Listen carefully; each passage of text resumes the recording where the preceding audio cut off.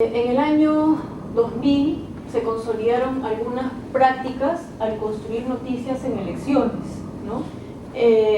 Yo menciono esto porque la manera en la que se informaba sobre las elecciones en el año 2000 en muchos casos eran producto de acciones psicosociales, ¿no? Había una, en aquella época, una empresa de opinión pública contratada en el CIN para evaluar continuamente el sentir popular, ¿no? Y había pues otros grupos, otros expertos psicosociales que soltaban información o creaban campañas o, por ejemplo, llevaban invitados al programa de Laura Bozzo, de Laura en América, o hacían especiales, no solamente hacían especiales de noticias, como las noticias de la guerra Perú-Ecuador, en programas especiales producidos por Laura Bozzo.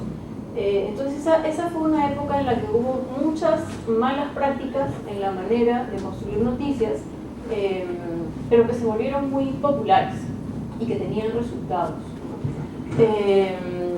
De aquella época tenemos como mala herencia el exceso de anécdotas reportadas durante las elecciones, durante campaña electoral, ¿no? Hace 3 semanas, por ejemplo, hubo una inauguración de una piscina gigante en La Victoria, a la que fue el presidente a inaugurar.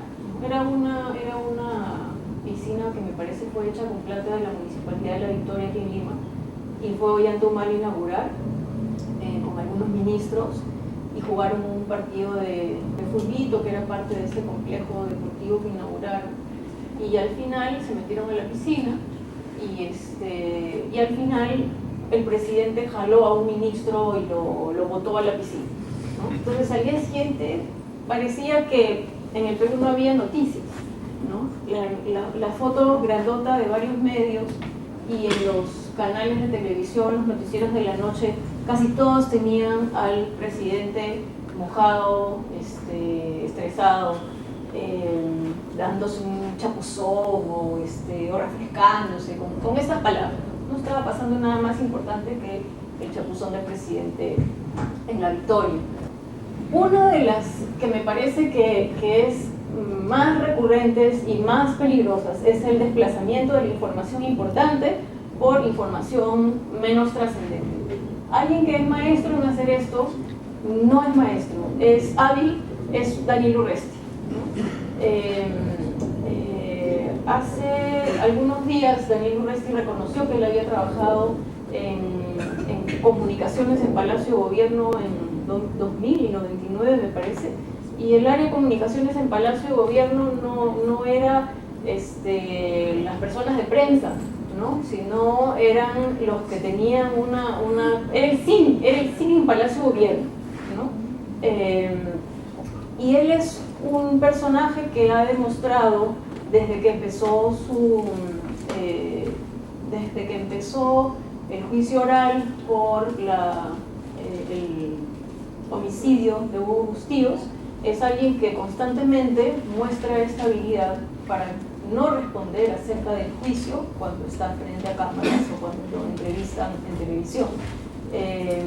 Y habla alguna otra cosa que llama mucho la atención, ¿no? Entonces él sabe cómo generar titulares que no tienen que ver inicialmente con lo que el periodista quiere saber, vinculado en este caso a este proceso judicial en particular, o antes, cuando era ministro de Interior y se descubrió que él había anunciado falsamente que encontró una carga de droga y que no era droga, sino era yeso.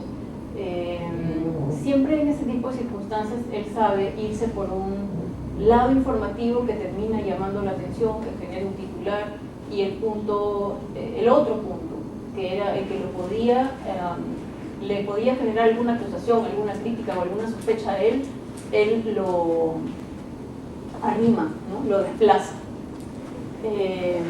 Hay por lo menos un libro muy interesante de Fernando Rospigliosi. Fernando Rospigliosi ha tenido varias identidades en su vida, y en el 99-2000 él hizo un libro muy interesante acerca de los procesos de desinformación en la democracia peruana, ¿no? Y habla de este tipo de mecanismos y procedimientos que se usan en los medios de comunicación con ciertos fines. Y luego otro que también he visto, que yo sinceramente pensaba que se había quedado en el pasado, pero cuando he estado preparando esta presentación he estado viendo con un poco más de precisión las coberturas en los medios. Yo pensaba que la deformación de la información ya había quedado en el pasado, pero vi un ejemplo muy reciente, me parece que el viernes o el sábado, la candidata Verónica Mendoza estuvo en Cusco, que es su departamento, ¿no? Y han salido ha estado en varias ciudades,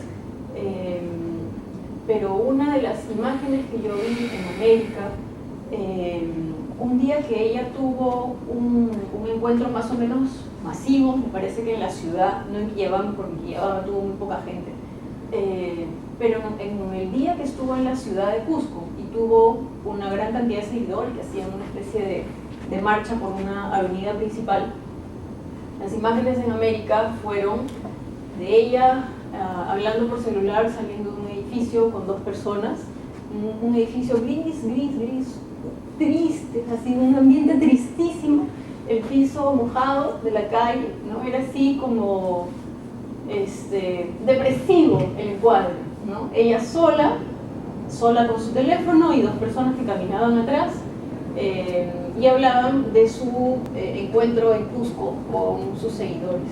Pero no hubo imágenes de esa marcha más o menos larga que yo vi en la mula o en YouTube, en alguna parte. No hubo esa imagen, ¿no? O sea, ni siquiera un cuadro. Y lo otro adicional es que en todo yo para hacer esta presentación yo he estado mirando noticieros de Canal 7 y de América, especialmente. Todos los otros los he estado viendo, pero así como saltando, pero he estado viendo sistemáticamente América y Canal 7. Y un plano que usaron también en esa misma cobertura de Cusco de Verónica Mendoza fue un primerísimo plano de la candidata con una cámara que temblaba, ¿no? O sea, era el corresponsal solito trabajando.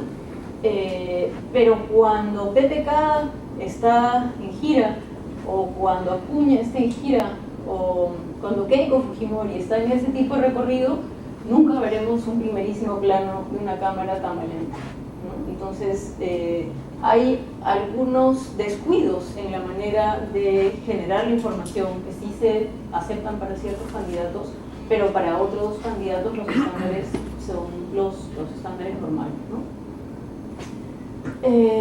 Y otra mala práctica que también se queda, que la tenemos desde esa época, es la omisión de los hechos en la reportería, ¿no?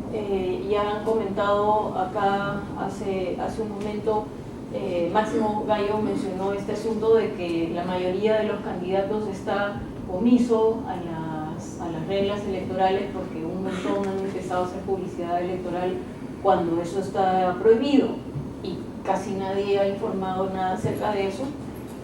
O tampoco en los medios más grandes, en la televisión abierta especialmente, no hemos visto estas noticias, por ejemplo, de cuando rechazaron a Alan García en una visita a Chota, ¿no? Que había un dirigente, fue eso también un video que se hizo popular en los medios sociales, que le sacaban en cara a Alan García sus responsabilidades en el Caguaso, no le dejaban hablar, y Alan García tenía una cara así un poco descompuesta. O lo mismo ha ocurrido porque no hemos visto en la señal abierta las manifestaciones contra la candidata Fujimori cuando ha ido a Ayacucho o cuando ha estado en Abancay hace poquitos días, ¿no? Entonces hay todavía varias de estas dificultades, por decirlo de alguna manera, a la hora de cubrir la información. Hay un poco más de estas malas prácticas. Voy a tratar de pasar esto rápido. Otra es la saturación de información, especialmente con un candidato preferente, ¿no? Y esto suele ser también una tendencia en realidad en todas las campañas.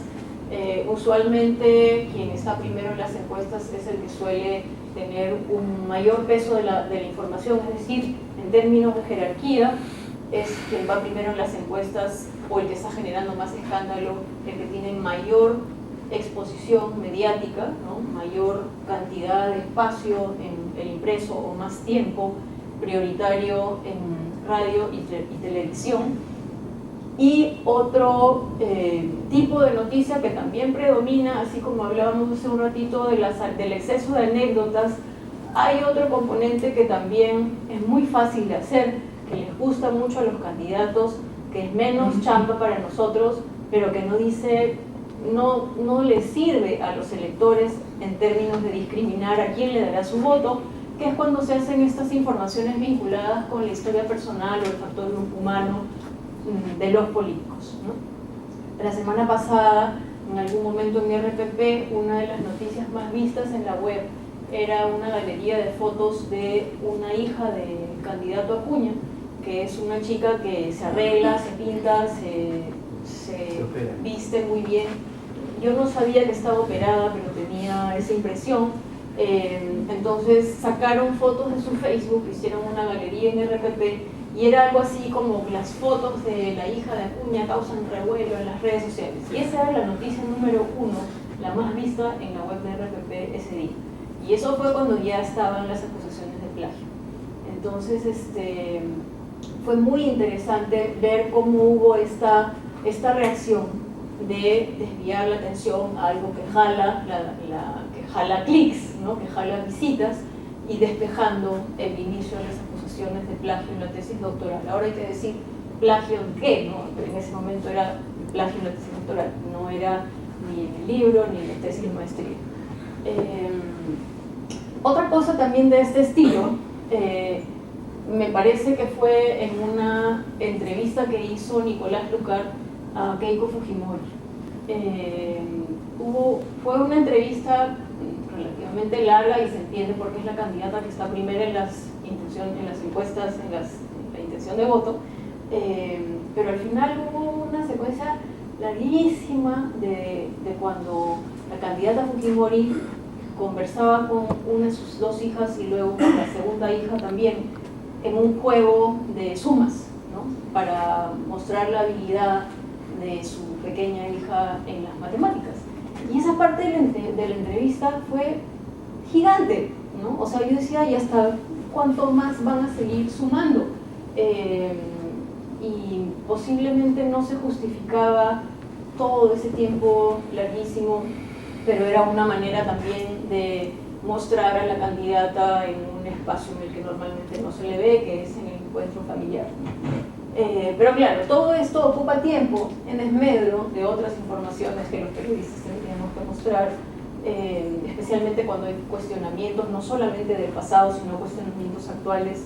En este caso eran del entorno de Keiko Fujimori y sus candidatos al Congreso, etc. En el caso de Acuña, no solamente lo de la tesis, sino también el juicio oral que se ha frustrado recientemente en Trujillo por